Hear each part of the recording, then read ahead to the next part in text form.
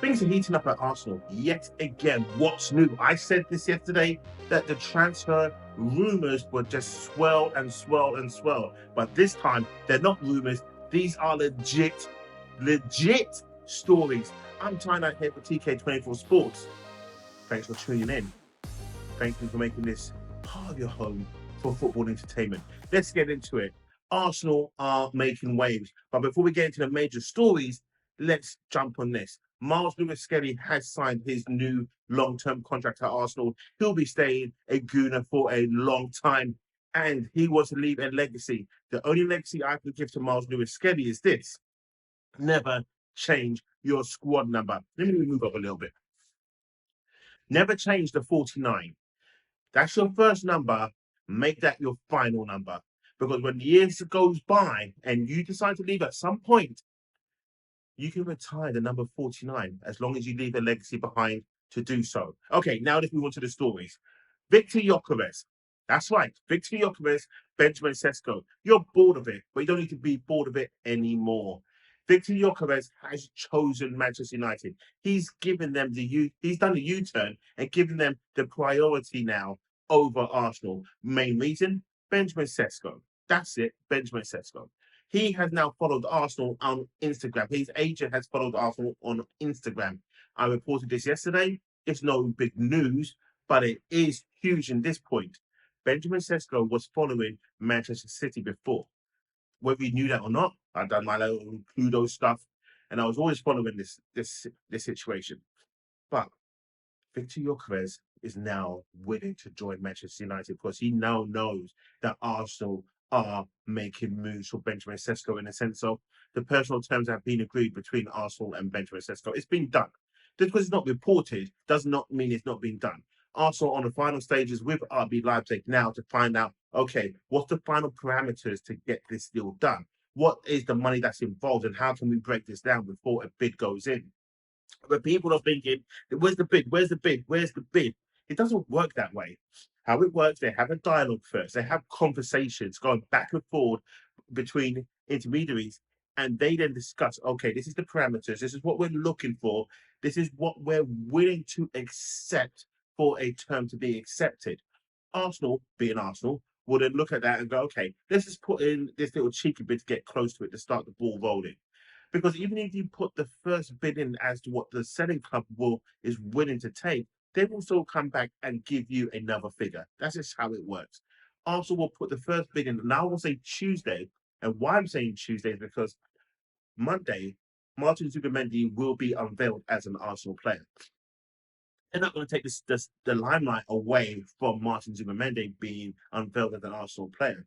Then when Arsenal fans start moaning and saying, we've known about this, get on with it, where's a striker? Boom, Tuesday, bid gone in for Sesko. And that's going to cause a bit of happiness, but a bit of anger at the same time. So I'm reporting right now to tell you, this is in the mirror, the Gyökeres story, that he is given priority to Manchester United over Arsenal. And it's not a priority over Arsenal, it's just Arsenal's given priority over you. You know, they're going for Sesko. There's no hard feelings in that. They've done their due diligence, but Arsenal have been chasing Sesko from day dot. They wanted this guy, and that's been evident. That's been evident, and everyone knows it. They tried to go for him last year in the summer. It didn't work out. He wanted to stay. He signed a new contract, and this is what has made this deal drag on longer than it should have, in my opinion. But now Arsenal know who they want. They know who they're going after. Yes, they looked at Gyökeres just in case as a backup that Sesko's deal didn't happen. But now it's going to happen. Everyone can rest. Come Tuesday, the first bid is going to go in. Now, if it doesn't go in on Tuesday, I'm going to have egg on my face from my friend Jonathan, my sister, my brother, because I've been hyping this up from last night saying, guys, trust me, Tuesday, the first bid is going in. And another reason why I'm going to say it's going to be Tuesday is because Arsenal going pre-season tour in 2 weeks after that. Mikel Arteta wants a striker to go on tour with the team, get acclimatized, get to know the personnel, get to know the club doctor, the physios, the specialists, to know everyone, the teammates. It's to get him in and embedded as quick as possible, get to understand the tactical situation that Arsenal need him to play in more detail. they would have spoken about it, no doubt, to know end of a conversation as to what they expect from Sesko. But it's different from a conversation to actually when you're on a training pitch with your new teammates. So Gyökeres is going to end up going to Manchester United. Arsenal's going to get Sesko. And I tell you what, has Sky Sports or TNT, I don't know who is going to get the first game of the season, but Arsenal gets Manchester United, Sesko versus Gyökeres. This is going to be mental. Can you see the fanfare meltdown from Arsenal if Gyökeres scores against Arsenal and Manchester United win? Oh, Mikel Arteta, you are not making it back to North London. I'm telling you this now. So this deal is the deal of the whole summer. The Gyökeres deal, the Sesko deal. Manchester United end up getting Viktor Gyökeres. Arsenal end up getting Benjamin Sesko. So that's the big news there. Then the other news, of course, Eberechi Eze has now been linked with Arsenal. That's right. Eze linked with Arsenal. Arsenal are now going back and doing what they do best with Andrea Berta, which is I'm looking at Rodrigo and now I'm looking at Eze as well. But we do know that Spurs is looking at Eze. But what has been interesting is this. No one knew between the release clauses how he had to pay for the deal from Eze. I thought you would have to pay for the money all up front, like a typical release clause, or you pay a bit over and then you can and then get it on a pay as you go. Eze is free payment to just to land him plus an £8 million bonus. Arsenal, this is the deal to go for. Now, a lot of you will be thinking, time, it's got to be Rodrigo. It's got to be Rodrigo. Listen to me on this one. Not all of us have watched Rodrigo play properly. Let's just be honest. We had not seen Rodrigo play properly. All we do know is he's Brazilian. He plays for Real Madrid. He plays in a position that is not his favorite. On the right-hand side, he wants to play the left. He's not playing in the Club World Cup. And Rodrigo linked to Arsenal just gives, I would say, just use Mikel Arteta words, goosebumps. It's goosebumps. But Eze, this transfer, this signing, this goes back to a video that I done on the 2nd of June by saying having Eze with the midfield is Arsenal's Fab Five. And I'm telling you, Eze is the real deal. Eze would lift Arsenal more than Rodrigo would do. Rodrigo, in terms of the name, makes Arsenal go, wow. Arsenal fans go, bloody, we've got this is our equivalent of having a Verta who went to Liverpool.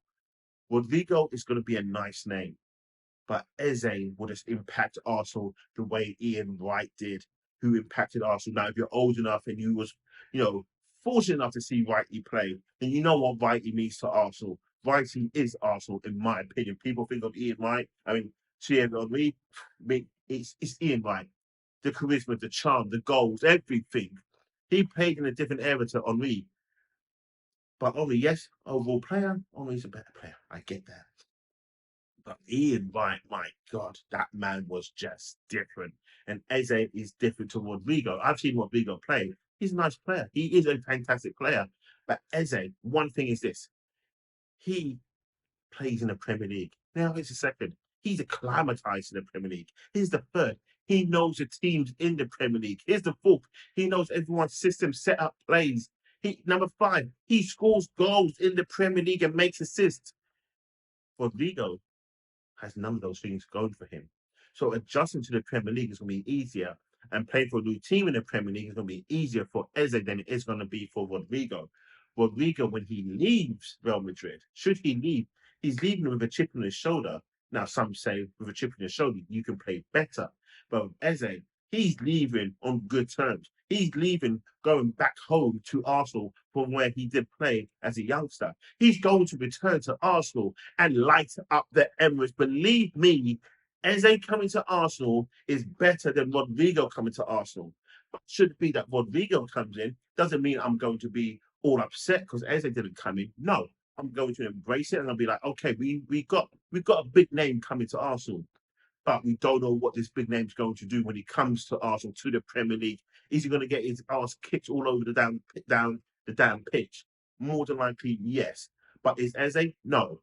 My only concern with Eze is just his injury record. That is it. That is it. But apart from that, Eze would light up Arsenal 100%.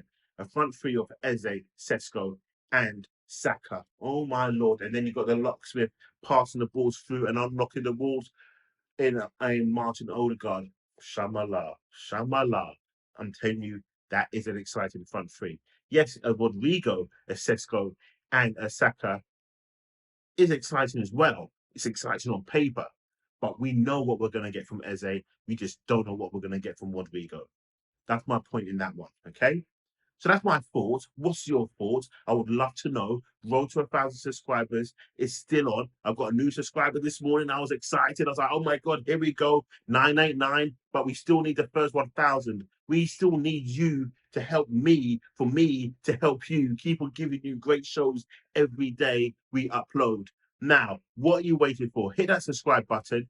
Send it to a load of friends, as many friends as possible, to see what I'm talking about is either waffle or it is the real deal. And again, like I said, the 2nd of June, you can go back and watch that video when I mentioned about Eze. That's before the news broke yesterday, linking Eze and Arsenal together over Spurs. And if there's a choice, you know Eze's choosing Spurs. I mean, oh my God, did I just say that? Sorry, don't unsubscribe.